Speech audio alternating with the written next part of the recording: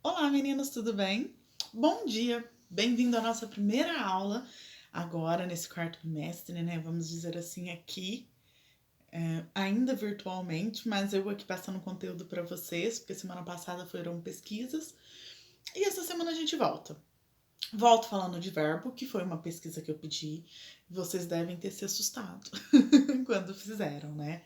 Bem extenso, bem longo. E, inclusive, agora a gente vai trabalhar em verbo. Nesse bimestre, a gente tem que falar de verbo, advérbio, preposição, conjunção e interjeição. Então, pessoal, é longo, tá? Tem muita coisa.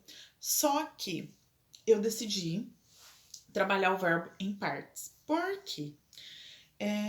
Daqui pra frente, depois que a gente terminar esse bimestre, o conteúdo que virá é muito importante eu conhecer verbo e também conhecer as conjunções, que é um assunto que a gente ainda trabalha nesse bimestre. Só que esses dois elementos eles serão fundamentais. Então eu preciso entender bem. Então por isso que eu vou devagar agora, principalmente nos verbos, tá? Então a gente vai começar falando de verbo. O que é um verbo, né? Todo mundo já deve ter ouvido falar, verbo é ação. Sim, o verbo é o que indica uma ação que eu vou realizar. E vem daí também aquela questão dos verbos de ligação, vocês já devem ter ouvido falar, né? Porque o verbo de ligação, ele liga o sujeito ao predicado. E ele não vai indicar uma ação. Então, eu sou professora. Isso não é um verbo de ação. Isso é um verbo de, vamos dizer assim, é um verbo que indica uma situação de ser. Diferente de eu dizer assim, eu estou professora. Então, quer dizer, eu não sou, eu estou, tá? Eu estou doente. Eu não sou doente. Eu estou num estado de estar doente, tá? Então, tem essas diferencinhas aí, pessoal. Então, o verbo, quando a gente vai falar de frase, oração, né? E a gente fala assim, a oração gira em torno de um verbo. Eu preciso de um verbo que indique uma ação. Os verbos, eles são divididos em radical, vogal temática e desinência. E aí é muita coisa pra gente falar. Então eu decidi meio que colocar na prática aqui para vocês. O que é o radical de um verbo? É aquela parte que sempre vai repetir. Sabe quando eu vou conjugar um verbo? E aí eu vou conjugar, por exemplo, o verbo amar. Então, eu amo. Tu amas. Ele ama. Então, todo esse foneminha aí, né? Essas palavrinhas, isso seria o radical do verbo amar. E aí a gente tá falando agora de verbos regulares, tá? Na próxima aula a gente vai falar a respeito de verbos irregulares e aí vocês vão entender que existem algumas diferenças. Então, toda essa aula de hoje pensa em verbos regulares. Professor, o que é um verbo irregular, para quem não sabe? Vamos conjugar o verbo ser? Eu sou, tu és, ele é, nós somos, vós sois, eles são. Opa, você viu que o verbo não é? Em nenhum momento ele tem uma estruturazinha? Olha, diferente do verbo amar. Eu amo, tu amas, ele ama, nós amamos, vós amais, eles amam. Olha esse que sempre vai repetir. Então, isso indica um verbo regular, tá, pessoal? Os verbos regulares, eles têm essa característica de ter uma estrutura. E já os verbos irregulares, eles vão modificar, tá? E aí eles podem tanto se modificar no radical quanto se modificar só na desinência, tá? Porém, não é o nosso foco agora. Então, pense em verbos regulares: amar, pular, correr, beber, partir, sorrir, sonhar. Todos esses são verbos regulares aí, tá? Então, ele tem o seu radical. O que é a vogal temática? A vogal temática é o que vai ligar o radical à desinência. Então, quais são as vogais temáticas? A, E e I, tá? Então, isso é uma vogal temática. E as desinências? O verbo ele tem desinência de pessoa, número, modo, tempo, voz, enfim, são várias desinências. As mais comuns da gente ver dentro de um verbo, tá, pessoal? E as mais utilizadas são as 4 primeiras: tempo, Pessoa. Opa, fugiu tudo. Peraí. Vamos lá, de novo, né? Então, eu vou ter de pessoa, singular ou plural, modo e tempo, tá? Então, essas as principais. Então, vamos pensar no nosso exemplo aqui. Estudaremos. Isso daí é um verbo, já está conjugado. Então, o estude, a gente chama de radical. Isso é o meu radical. O A é a minha vogal temática. O RE é a desinência que vai me dar o tempo e o modo, tá? Então, ela vai me dar uma desinência de que esse verbo está no futuro do indicativo. Então, o tempo, futuro e o modo indicativo, tá? E o MOS vai me dar pessoa e número. Por quê? A pessoa é a primeira pessoa do plural, tá? Mos. Cantaremos. E aí, como que eu... Né, um outro, por exemplo, cantarei. Desculpa. Estudaremos. Então, vamos lá. Estudarei.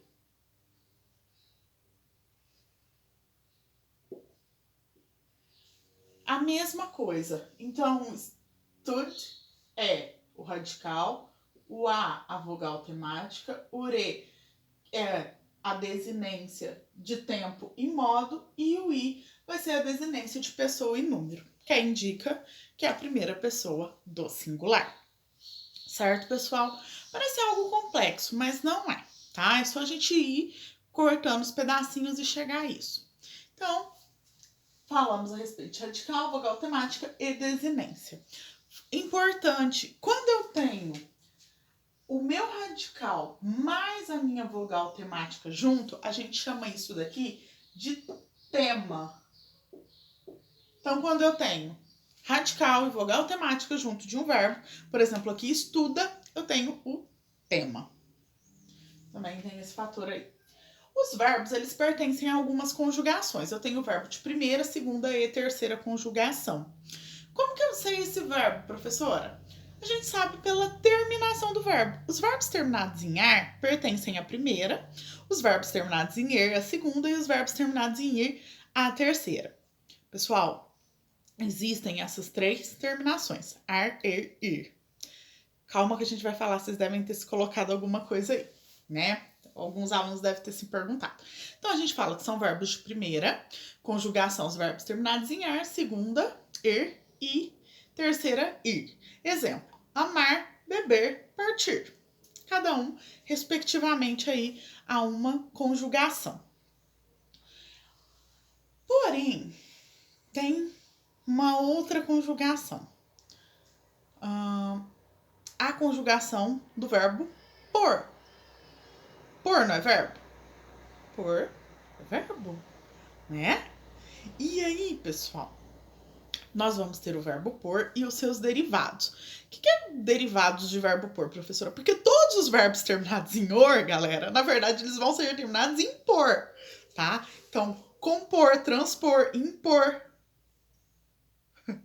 tá? Então, todos eles vão ser terminados em por. Então, por isso que eles são derivados. Então, a gente fala desse verbo terminado. Então, vocês não devem estar se perguntando assim, mas você falou que tem três conjugações. Ar, er, ir. E o or? E o ur? Ur, já vou deixar claro, não existe. Não tem verbo terminado em ur, galera. Não existe. Agora, verbo terminado em ur existe. E a gente acabou de falar deles, que é o caso do por e os seus derivados. E aí? A quarta conjugação, ficou claro?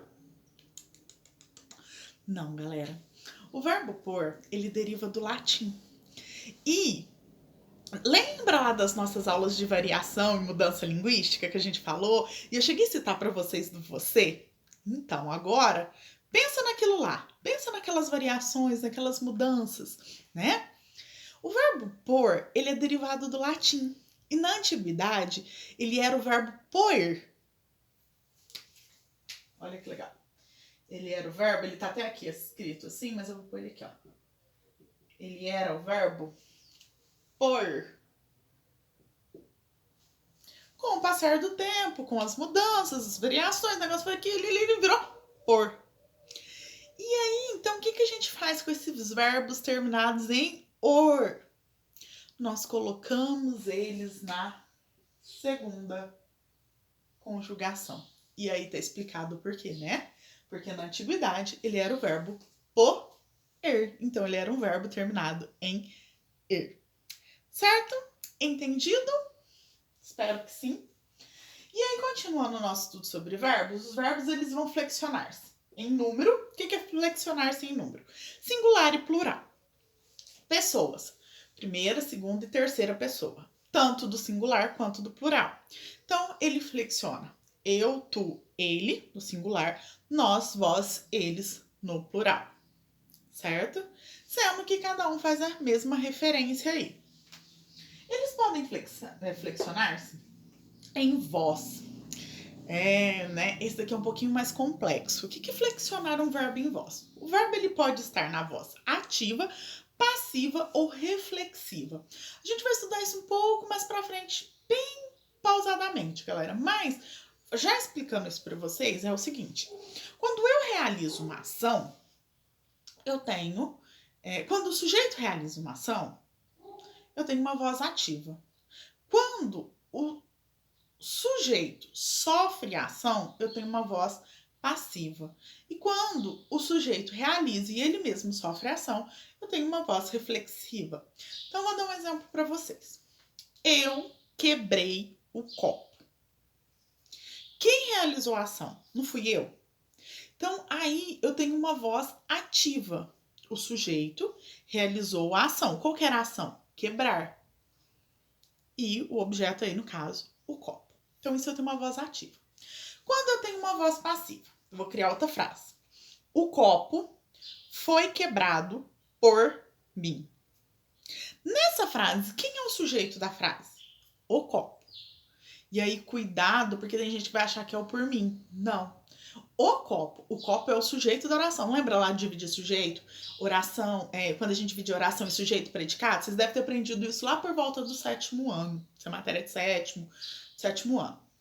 Então, vocês aprenderam a dividir sujeito predicado? Então, nessa frase, o copo foi quebrado por mim, quem é o sujeito? O copo. Então, nesse caso, o copo realizou a ação de se quebrar? Não. Eu tenho um agente da passiva, que a gente chama, que aí sim é o mim, né? Que indica quem realizou essa ação. Mas não é o sujeito. Então, o sujeito, ele tá passivo, ele sofreu a ação. Nesse caso, a gente tem uma voz passiva, tá? Então, no primeiro, eu quebrei o copo. Voz ativa, sujeito eu quebrou o copo. Eu realizei, o sujeito realizou a ação. Na segunda, o copo foi quebrado por mim. Voz passiva, porque o sujeito, o copo, foi quebrado por mim. Então, aí, explicado. A voz reflexiva, eu já falei, quando o sujeito realiza sua fração. Quase sempre são, pessoal, vamos pensar o seguinte. Pentear os cabelos, escovar os dentes. São ações que a gente realiza e que nós mesmos vamos... Então, eu penteei meus cabelos. Eu escovei meus dentes. Então, eu mesmo realizo a ação, eu escovei os dentes. Eu realizo a ação e eu vou sofrer essa ação, certo? Essa é a voz reflexiva. Em modo, os verbos eles se dividem em 3 modos: indicativo, subjuntivo e imperativo. O modo indicativo, ele vai indicar certeza, tá? Então, tudo que der certeza vai estar dentro do modo indicativo. O modo subjuntivo, ele indica possibilidades, dúvidas, tá? Talvez. E o modo imperativo é o que todo mundo fala, é o da ordem. Calma, ele dá ordem, dá conselho, pode ser o da súplica. Súplica, o que é isso? Sabe quando você pega a Bíblia lá para ler? Quem pertence a alguma religião que usa a Bíblia, você olha lá, tem várias súplicas. Ó, Senhor, livrai-me de todos os males, né? Em várias orações contém verbos no modo imperativo. Então, ele não só dá ordem, porque muito aluno fala, dá ordem, tá? Ele também dá um conselho. Não faça isso. Acho melhor. Isso é um conselho, tá? Não é uma ordem. Então, pessoal, a gente tem aí esses 3 modos. A gente vai trabalhar os modos mais para frente, bonitinho, separado. Mas já avisando aqui também. Tempo. Agora é a hora, né? Tempo também é bem delicado. Ele divide-se em pretérito, que é o passado, presente e futuro. Esses são os 3 básicos, vamos dizer assim, a base de tudo. São esses 3 tempos. Pretérito, que é o passado, presente e futuro. E aí, pessoal, lembra lá dos modos? Cada modo se divide de um jeito diferente. Por exemplo, o modo indicativo, ele tem 6 tempos. Pretérito perfeito, pretérito imperfeito, presente. Opa, peraí. Pretérito perfeito, pretérito imperfeito, pretérito mais que perfeito, presente, futuro do presente, futuro do pretérito. 6. O modo subjuntivo tem 3. Pretérito, imperfeito, presente e futuro. Já o imperativo não tem tempo. Quase sempre ele é conjugado no tempo presente, vamos dizer assim. E existe uma forma da gente dar uma ordem no tempo futuro, tá? Lá na frente eu vou falar disso com vocês com mais detalhe, mas aí a gente vai precisar de um advérbio de tempo, que é o nosso, que a gente vai estudar aí também na continuidade da nossa matéria. Mas então a gente tem, o que é o tempo? São esses 3 iniciais que a gente falou. Pretérito, que é o passado, presente e futuro. Pessoal, só abrindo um parênteses aí, eu gosto muito de falar de tempos de verbo. Por quê? Eu fui uma criança, tá? Que teve problema em aprender verbo. Justamente por causa do bendito do tempo. Eu custei entender que o pretérito e o passado era a mesma coisa, tá? Se alguém riu, aconteceu isso com a coitada da professora assim. Então, pretérito, eu ensino meus alunos o seguinte, sempre falo isso pra eles. Sabe uma pessoa que tem apelido? Todo mundo pode chamá-la pelo apelido, mas ela tem um nome, não tem? Um nome de registro. E se ela for fazer qualquer coisa que seja legal, vamos dizer assim, ela tem que usar o nome dela. O nome que ela tem. Então vamos pensar numa pessoa que chama Patrícia. Todo mundo chama ela de Pati. Só que ela tem um nome, Patrícia. Se ela for fazer uma ficha de emprego, ela não pode escrever Pati, ela tem que escrever Patrícia. É mais ou menos isso daqui aqui. Todo mundo chama o pretérito de passado. É como se passado fosse o apelido dele. Mas ele tem um nome, e o nome dele é pretérito. Então, sempre que eu me refiro ao tempo anterior, ao tempo passado, eu tô falando de pretérito, tá? Então, memorizem isso. O nome do passado aqui é pretérito.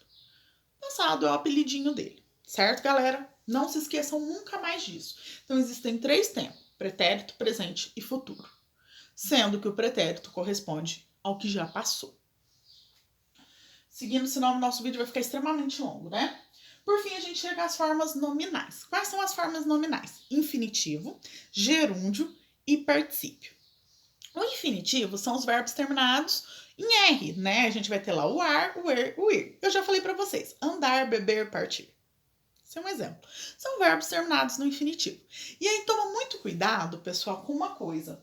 Quando tiver no futuro do subjuntivo, quando eu cantar, olha o futuro do subjuntivo. Primeira pessoa, quando eu cantar. Terceira pessoa do singular, quando ele cantar. Cuidado, tá? Às vezes em alguma prova, alguma pegadinha. Ah, o verbo destacado pertence a... está em qual forma? Aí tem lá as alternativas.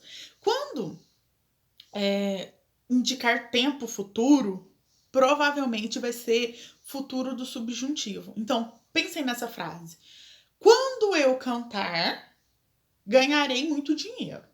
Esse cantar não está no infinitivo, e sim conjugado na primeira pessoa do futuro do subjuntivo. Mas quando a gente estudar lá na frente, fica mais claro para vocês, talvez. O gerúndio, que são os verbos terminados em ando, endo, indo. Então, estou cantando, estou bebendo, estou partindo, estou sorrindo. E o particípio, que é terminado em ado e ido. Não tem edo. Por quê? Os verbos terminados em ar, eles serão ado. Cantar, por exemplo, cantado. sonhar, sonhado. Agora, os verbos terminados em er e ir, eles vão no particípio ficar ido. Então, por exemplo, beber, bebido. Comer, comido. Partir, partido. Sorrir, sorrido. E assim por diante, certo? É isso, pessoal. Acho que eu passei por tudo. Ficou longo, eu sei, o vídeo. Mas isso daqui é só o começo ainda, tá? O verbo é um pouquinho longo, aí a gente vai falar mais dele com certeza. Qualquer dúvida, pessoal, porque pode ter surgido, me chama, me pergunta. Eu gravo outro vídeo para você, no particular, e envio. Eu preciso muito, entendam uma coisa, eu preciso muito que vocês entendam o verbo, tá? Se vocês não entenderem verbo, começa a complicar daqui para frente. E eu acho que essa é a parte mais complexa, é o tal do verbo. Se entender e depois entender a conjunção, que é a que vem para frente, pronto. A gente vai que vai. Só que se a gente não entender agora e depois, aí complica um pouco. Então, pelo amor de Deus, não entendeu? Me chama, certinho? Tchauzinho e até a nossa próxima aula, meninas.